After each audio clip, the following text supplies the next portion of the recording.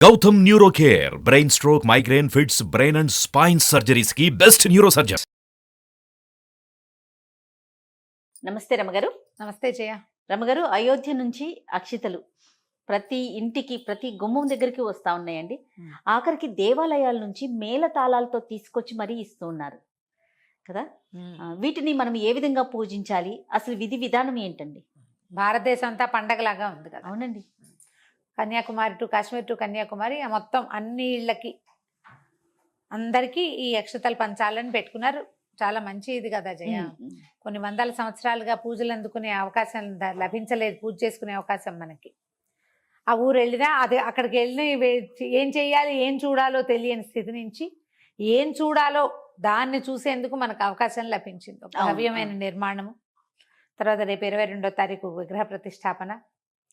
ఇప్పుడు అన్ని తీర్థయాత్రల్లోనూ అయోధ్య కూడా ప్రత్యేకమైన తీర్థయాత్రగా పరిణమించే అవకాశం లభించింది.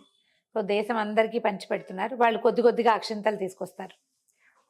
మేళతాళాలతో వచ్చేవి, అధికారుల ద్వారా వచ్చేవి, తర్వాత కమ్యూనిటీస్ ద్వారా వచ్చేవి, కొన్ని చిన్న చిన్న ఊళ్ళల్లో అయితే గ్రామాధికారుల ద్వారా, అంతే కదా, గ్రామాల్లో అధికారుల ద్వారా వచ్చేవి. ఇట్లా అన్ని రకాలుగా మొత్తానికి భారతదేశం అంతా అందిస్తున్నారు. వారు వచ్చేటప్పుడు కొద్దిగా తలా కొంచెం అక్షింతలు ఇస్తారు కదా. మనం ఇంట్లో ఆల్రెడీ ఫ్రెష్గా కలిపి పెట్టుకుని అక్షంతలు, ఆ అక్షంతల గిన్నెలోనే ఈ కొత్తగా స్వామివారి అక్షంతలు కూడా, అయోధ్య రాముల వారి అక్షంతలను కూడా అందులో వేయించుకుని ఆ అక్షతల్ని పూజా మందిరంలోనో పూజ గదిలోనో మనం పూజ చేసుకునే దీగుడులోనో ఒక చిన్న చెక్క మీద దేవుడిని పెట్టుకుంటాం, పీట మీద, అక్కడైనా అక్కడ పెట్టుకోవటం. ఏ రోజు నుంచి మన ఇంటికి అక్షతలు చేరినాయో ఆ రోజు నుంచి రాముల వారిని ఉద్దేశించి ప్రత్యేకంగా ఒక దీపారాధన చేసుకోవటం. ప్రతిరోజు రామ తారక మంత్రాన్ని, శ్రీరామ జయ రామ జయ జయ రామ, ఈ మంత్రాన్ని 108 సార్లు పఠించటము. ఎవరో ఒకళ్ళు కాకుండా ఇంటిల్లిపాది చేస్తే మరీ మంచిది. పిల్లలు ఇంత పెద్ద చేయలేరనుకుంటే శ్రీరామ అని చెప్పించినా సరే 108 సార్లు చేసుకుంటే చాంటింగ్ ఎప్పుడు మంచిది కదా. అవును కదా. ఇది అయ్యేదాకా 15వ తారీఖు దాకా పంపిణీ కార్యక్రమం జరుగుతుంది, 1 నుంచి 15 దాకా. అయితే ఆ రోజు నుంచి రోజు దీపారాధన చేసుకోండి. 22వ తారీఖు మళ్ళీ బాగా దీపారాధన చేయి. 5 దీపాలని నాకు ఒక వార్త వచ్చింది. 22వ తారీఖు ఇళ్లలో 5 దీపాలు వెలిగించండి అని. మన అవకాశాలను బట్టి దీపారాధన ముఖ్యము. దీపారాధన చేసుకోవటము. ఈ అక్షతల్ని ఆ రోజున ప్రతిష్టాపన పూర్తయిన తర్వాత మనకందరికీ టీవీలలో సోషల్ మీడియాలో ప్రఖ్యాతంగా కనపడుతూనే ఉంటుంది. ప్రత్యక్ష ప్రసారాలే చూస్తాం కదా. ప్రతిష్టాపన అయ్యాక ఆ అక్షింతలు అందరం శిరస్సు మీద ధరించటం. వాటిని దాచిపెట్టుకోవాలా, బీరువాలో ఉంచుకోవాలా అని భావించద్దు. రోజు బయటికి వెళ్ళేటప్పుడు 2 అక్షింతలు నెత్తి మీద వేసుకోవటం మంచిది. మనం ఎక్కువ వాటిలో కలుపుకుంటాం కాబట్టి ఉంటాయి కదా. అవును. ఏదైనా ముఖ్యమైన పని మీద వెళ్ళేటప్పుడు వేసుకోవచ్చు. అక్షతలు కొంతకాలం తర్వాత మెల్లిగా పాడవుతాయి. బీరువాల లోపల పెట్టుకోపోకండి, గాలిపారే చోటే పెట్టుకోండి. రోజువారీ 2 అక్షంతలు వేసుకోవటం. ఈ వారం రోజులు ఉంది కదా గ్యాప్ మనకి 22 దాకా. ఇన్నాళ్ళు వాటి పూజ చేయటం, రోజు దండం పెట్టుకోవటం.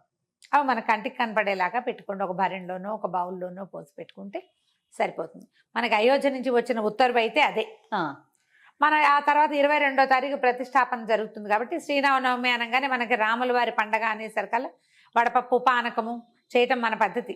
ఆయా ప్రాంతాల్లో ఎలా ఆచరిస్తారో ఆ ప్రాంతాల ప్రకారం పూజా విధానం చేసుకుంటాం. మనం ఆ రోజు చక్కగా ఏ రామరక్షా స్తోత్రమో కూడా చదువుకుని రాముల వారికి విశేషంగా ఏదైనా ప్రసాద నివేదన చేసుకుని చక్కగా భవ్యంగా హారతిచ్చి, ఇలాగే మనం భారతీయులందరితోటి పూజించుకుని భారతీయులందరికీ పూజించే అవకాశాన్ని ఇవ్వు ప్రభు అని దండం పెట్టుకోవటం. రామరాజ్యం రావాలంటే, రామరాజ్యం ఇప్పుడు వస్తుందా? ఇప్పుడేమో మనకి రాజ్యం లేదు, రాజులు లేరు. కాకపోతే ప్రజాస్వామ్యంలో కూడా మన హక్కులు కోల్పోకుండా, మన బాధ్యతల్ని మర్చిపోకుండా, మనం అధికారులతోటి ఇదైపోకుండా, దాని కింద వంగిపోక్కర్లేకుండా ప్రజలకి ఎవరి జీవితాన్ని వాళ్ళు ప్రశాంతంగా జీవించే అవకాశం కల్పించు ప్రభు. నీ రాజ్యంలో, రాముల వారి రాజ్యంలో అలాంటి అవకాశం ఉంది.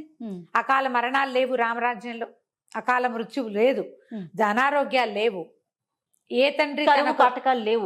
ఏ తండ్రి తన కొడుక్కి తలకొరివి పెట్టవలసిన అవసరం ఉండేది కాదట. ఈతి బాధలు లేవు, విపరీతమైన వానలు కానీ, అకాల వర్షాలు కానీ, తర్వాత ఏమో కాటకం కానీ లేదు ఆ కాలంలో.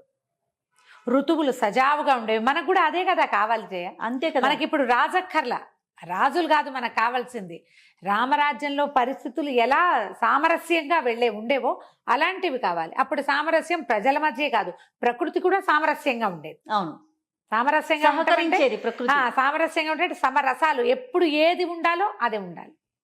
మా భారతదేశానికి ఆ ప్రశాంతతని, నీ రాజ్యంలో ఉన్న ప్రశాంతతని ఇప్పుడు కూడా మాకు చవి చూసే అవకాశాన్ని కల్పించమని రామచంద్ర ప్రభువుకి దండం పెట్టుకోవటం. ఈ వారం రోజులు మనం ఎంత శ్రద్ధాభక్తులతోటి ఉంటామో అదంతా పాజిటివ్ ఎనర్జీగా మారి మనకి ప్లస్ అవుతుంది. కానీ ఎంత అత్యంత అరుదైన ఘటన కదా రమ్మగారు. అవును, చాలా విషయాలు మనం బహుశా ఈ జనరేషన్ లో చూడగలుగుతున్నామేమో అనిపిస్తా ఉంది. అవును. ఇప్పుడు 3-4 ఏళ్ల క్రితం మనం చూసిన పరిస్థితుల దృష్ట్యా ఇవాళ ఇలా ఉంటామని అనిపించలే. మనసులో అదే ఉండింది నాకు కూడా. అదే కోవిడ్ ఈ రోజున ఇలా జరుగుతుందని మనం ఊహించలేదు. కోవిడ్ ని చూస్తున్నాము, ప్రళయాల్ని చూస్తున్నాము, భూకంపాలు, సునామీలు అన్ని చూస్తున్నాం. వాటితో పాటు అద్భుతమైన ఘటన, అద్భుత ఘటనని కూడా చూస్తున్నాం. దేవాలయ నిర్మాణాలు అన్ని చోట్ల జరుగుతాయి జయ. ప్రతి ఊళ్ళోనూ ఏదో ఒక కొత్త గుడి కట్టబడుతుంది.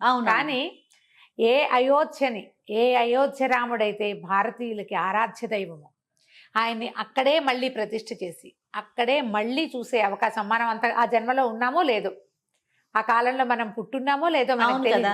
ఇప్పుడు ఈ కలికాలంలో కూడా మనం అప్పటి త్రేతాయుగపు నాటి రాముల వారి వైభవాన్ని, ఆనాటి రాజ్య తాలూకు పరిస్థితుల్ని మనం మళ్ళీ చవిచూడ. ఆయన చూస్తున్నామంటే రాజ్య పరిస్థితులు కూడా వస్తాయేమో, భగవంతుడు మనని కరుణిస్తాడేమో.